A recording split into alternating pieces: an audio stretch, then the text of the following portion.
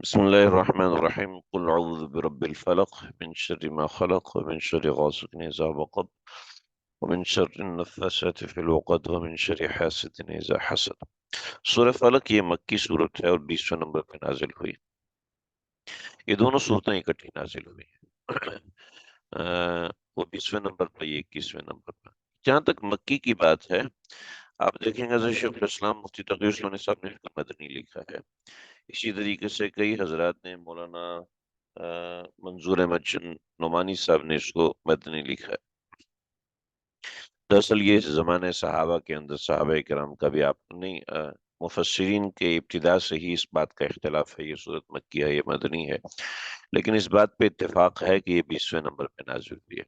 تو 20ویں نمبر پہ نازل ہونے کے بعد یہ کیسے کہا جا سکتا ہے کہ یہ مدنی صورت ہے؟ یہ بہرحال مکی ہے، اور مکی ہونا اس کا واضح ہو رہا ہے اس کے نمبر سے۔ حضرت تھانوی رحمۃ اللہ علیہ نے بھی اس کو مکی لکھا ہے، لہٰذا بعض جگہوں پر آپ کو اگر یہ مدنی لکھی ہوئی نظر آئے تو اس بات سے پریشان ہونے کی ضرورت نہیں ہے کہ اس بات میں اختلاف رہا ہے، لہٰذا یہ مکی صورت ہے یا مدنی ہے۔ بہرحال کوئی اس کو مدنی کے، کوئی مکی کے، بس آپس کی معاملات ہیں۔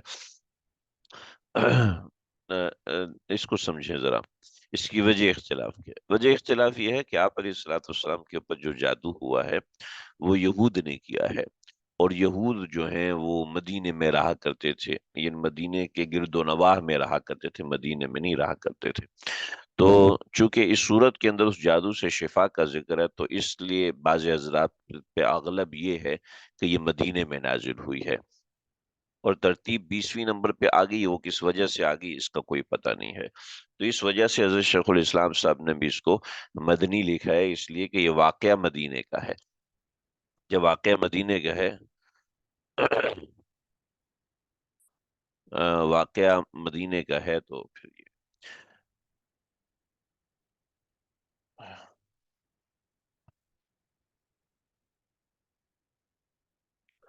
یہ سوال کسی نے کیا ہے کہ سر یہ تینوں صورتیں چاروں الہامی کتابوں میں موجود ہیں تو ان کو نمبر کیوں کیا جاتا ہے؟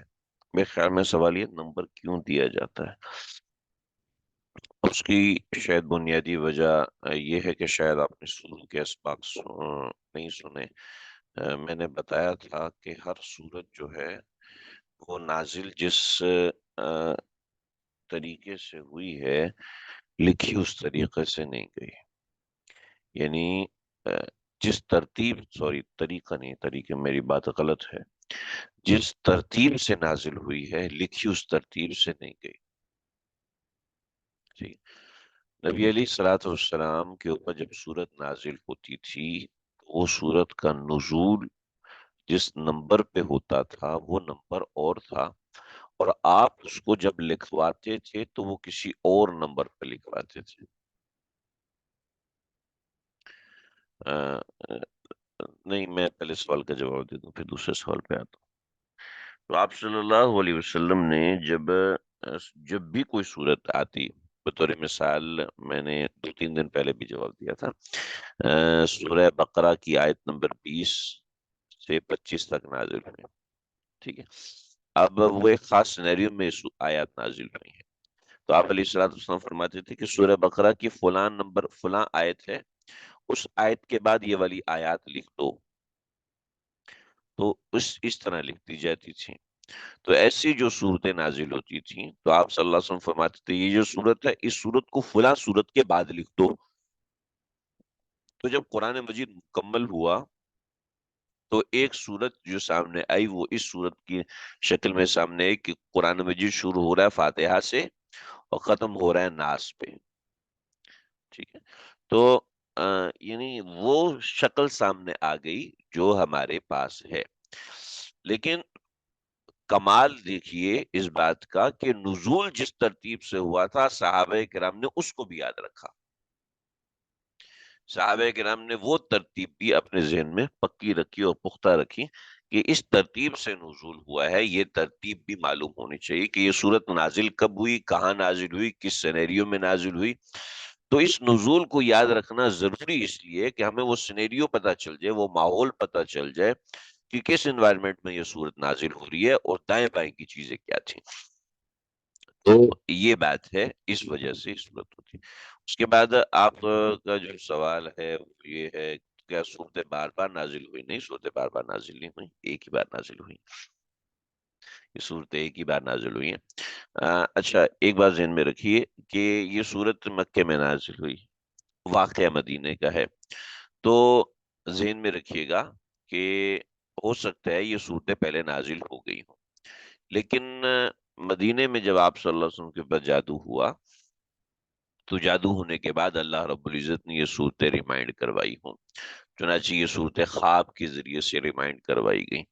تو چونکہ خواب بھی وہی ہی ہوتا ہے، لہذا اس صورت کا نزول تعدد میں ہو سکتا ہے، یعنی دو مرتبہ ہو سکتا ہے.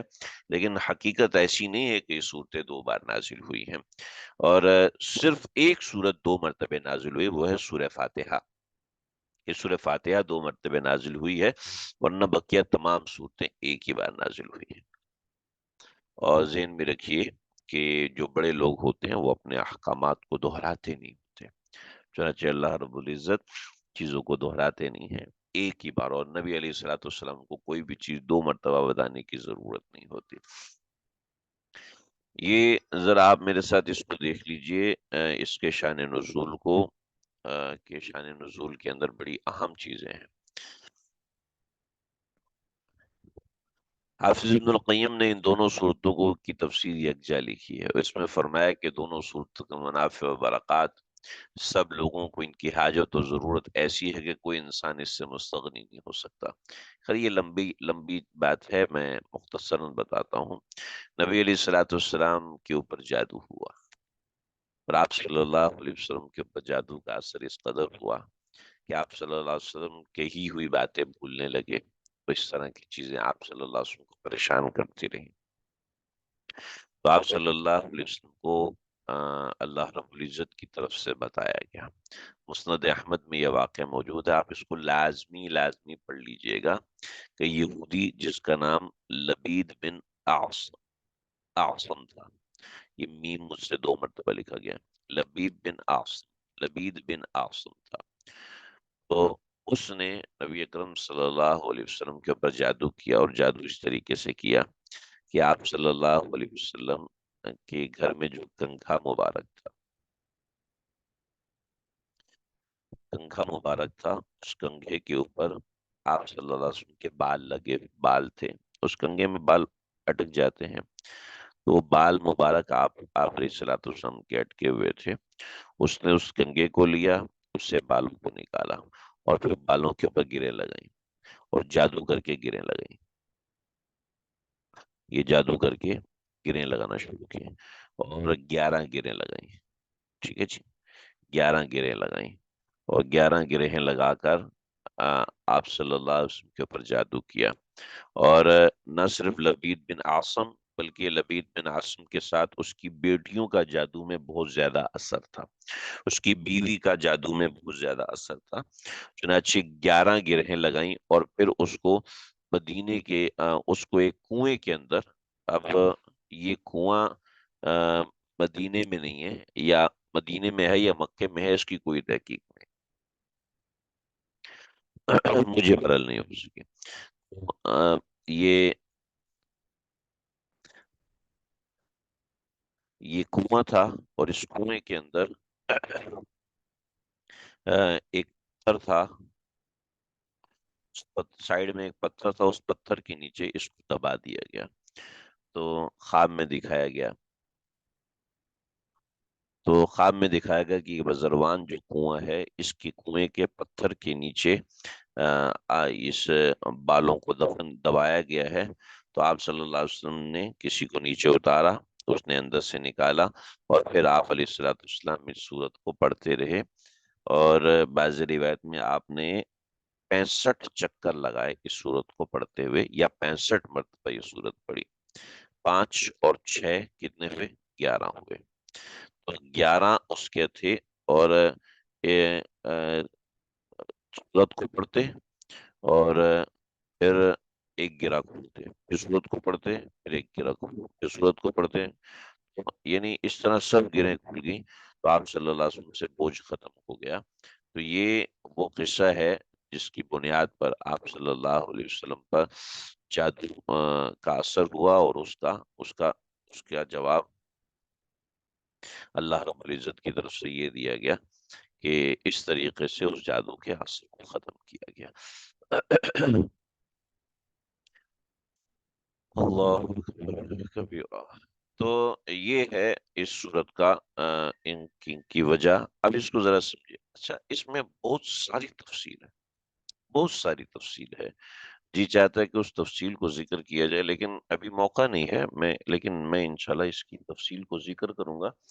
دوسری جگہوں پہ جو میں نے ذکر کی ہے، ایک جہاں میں نے سورہ فلق اور ناس کے درس دی ہیں، اس کے اندر بہت سی تفاصیل ایسی ہیں جو کہ عوامی بنیاد کی ہیں، علمی بنیاد کی نہیں ہے. اس وجہ سے میں ریکمینڈ نہیں کروں گا کہ آپ وہ سن لیں. تو اس کو سمجھے. قل اعوذ برب کہیے میں پناہ میں آتا ہوں، میں پناہ مانگتا ہوں برب الفلق. فلق جب صبح ہوتی ہے نا،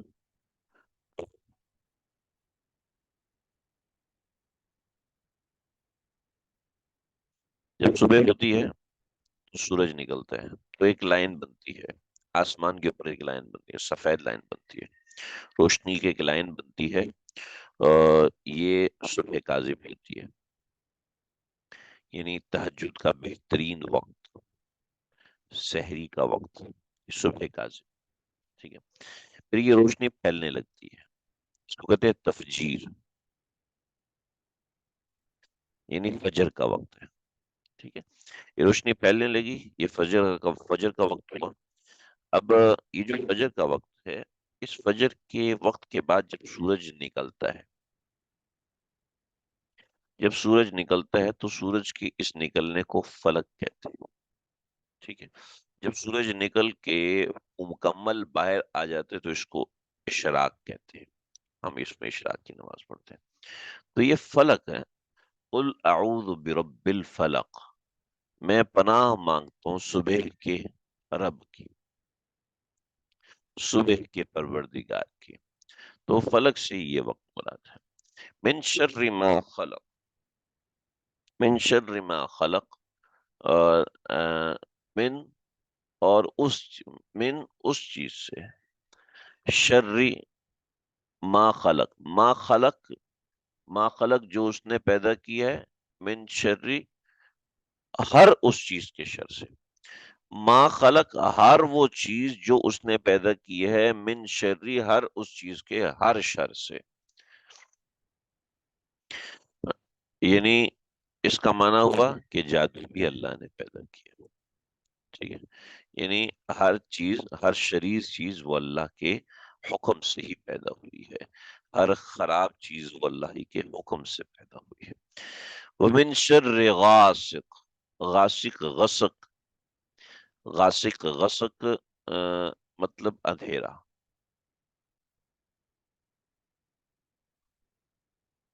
اندھیرا یعنی اندھیری رات کا اندھیرے کو غاسب کہتے ہیں، غاسق کہتے ہیں. ایک تو اندھیرا ہوتا ہے، اور ایک اندھیری رات کا اندھیرا جس میں چاند نہیں نکلتا، مہینے کی ابتدائی راتیں. تو اس رات کے اندھیرے کو غاسق کہتے ہیں. اذا وقب جب وہ پھیل جائے، من شرری اور ومن شرری اور اندھیری رات کے شر سے جب وہ پھیل جائے. غاسق اندھیری رات کا اندھیرا، اندھیری رات کے شر سے اذا وقب جب اس کا اندھیرا پھیل جائے. ومن شر نفاثات، نف کہتے ہیں پھونک مارنا، پھونک مارنا. نفس کہتے ہیں، نفس پھونک مارنے کو کہتے ہیں. اور من شر نفاثات پھونک مارنے والی. ٹھیک ہے. نفاسا یعنی پھونک مارنے والی عورت. ٹھیک ہے. ومن شر النفاثات فی العقد، ومن شر النفاثات، نفاثات وہ جان، وہ شخصیت جو کہ پھونک مارے، اس کو नफ़्फ़ासा कहते हैं, और ता जो आ गया ये मुअन्नस को बयान करने के लिए आता है।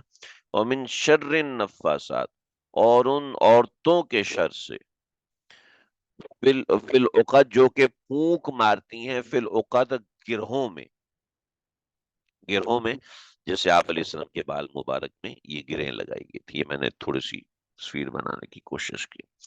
व मिन शर्रि हासिदिन, और हासिद के, व मिन शर्रि हासिदिन, हासिद के हसद से, इज़ा हसद जब वो हसद करे।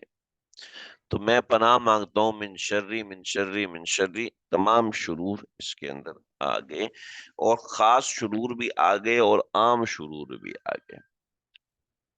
खास शुरूर भी आ गए, आम शुरूर भी आ गए। चुनाचे नबी अलैहिस्सलातु वस्सलाम हमेशा रात सोने से पहले इन सूरतों की तिलावत किया करते थे। इनको मुअव्वज़तैन कहते हैं। ये पहली मुअव्वज़तैन में से एक है। अल्लाहु अकबर। सही मुस्लिम में है कि हज़रत उक़बा बिन आमिर रज़ी अल्लाह तआला अन्हु ने फरमाया कि रसूलुल्लाह सल्लल्लाहु अलैहि वसल्लम ने फरमाया, तुम्हें कुछ खबर है कि आज रात अल्लाह ने मुझ पर ऐसी आयत नाज़िल फरमाई हैं कि उनकी मिसल नहीं देखी। और वो सूरतें कौन-सी हैं? फरमाया कुल अऊज़ु बिरब्बिल फलक और कुल अऊज़ु बिरब्बिन नास हैं। फिर ये भी फरमाया कि तौरात में, इंजील में, कुरान में इन सूरतों की मिसल की कोई दूसरी सूरत नहीं है।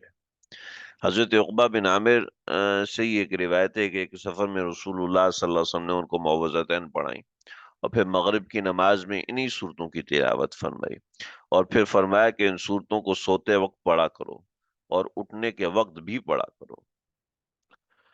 अल्लाहु अकबर। निसाई की एक रिवायत है, अबू दाऊद की भी रिवायत है कि आप सल्लल्लाहु अलैहि वसल्लम ने इन सूरतों को हर नमाज के बाद पढ़ने की तलकीन फरमाई है। हज़रत आयशा फरमाती हैं कि रसूलुल्लाह सल्लल्लाहु अलैहि वसल्लम को जब भी कोई बीमारी पेश होती तो आप ये दोनों सूरतें पढ़ के अपने हाथों पे दम करते और सारे बदन मुबारक पे फेर देते। ये सूरतें इस कदर अहम हैं। तो इसको ज़रा समझिए कि ये सूरतें तो हमारे लिए पूरा एक अक्सीर है ना, ये पूरा अक्सीर है। आप अलैहिस्सलातु वस्सलाम ने इसके बारे में इरशाद तो इमाम मालिक रहमतुल्लाह अलैह ने अपनी मौता के अंदर ये बात ज़िक्र फरमाई कि जब मर्ज़ुल वफ़ात में आपकी तकलीफ़ बढ़ी तो आप ये सूरतें पढ़ के अपने हाथों पे दम, हज़रत आयशा ये सूरतें पढ़ के अपने हाथों पे दम कर देतीं और फिर आपके बदन मुबारक पे हाथ फेर देतीं। ये काम इसलिए करती थी कि हज़रत के मुबारक हाथों का बदल मेरे हाथ तो हो नहीं सकते, लिहाज़ा आपके बदन मुबारक के ऊपर फेर देती थी। ऐसी बहुत सी रिवायत तफ़सीर इब्न कसीर में मनक़ूल हैं। तो बहरहाल ये सूरा है। उम्मीद है थोड़ा तमाना समझ में आ गया होगा।